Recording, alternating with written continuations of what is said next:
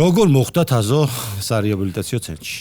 ხონუ მე ჩემა ძალიან ოჯახის ახლობელმა ადამიანმა მომკიდა ხელი და მითხრა რომ ესეთი დაწესებულება არის, სადაც დაგეხმარებიან. თავიდან მეგონა რომ სადღაც მივიდოდი და ხალათიანი ტიპები დამორთებოდნენ გადასხმებიდან რამე და უცბად მივდივარ ადგილას, სადაც ყველას ესმის ჩემი, ყველა ყოფილა ჩემ მდგომარეობაში, იქ ვინც იყო კონსულტაციაზე და და უცებ აღმოაჩინე რომ შენის თან ადამიანები არიან სული. არიან და ფხიზლები არიან, რაც თავარია რა და მარტო სიფხიზლეც არ იყო. ფხიზელი მეც ყოფილ ვარ რეაბილიტაციის გარეშეც და ყველაფრის გარეშეც ნახევარი წელი ჩემი ნარჩუნებია და ერთი წელიც მაგრამ ჯობდა რომ წამალი მეკეთებინა ისეთი ფხიზელი ვიყავი რა. აი ცხოვრებაზე გამწარებული და სიამოვნებას რო ვერაფრით ვერ იღებდა.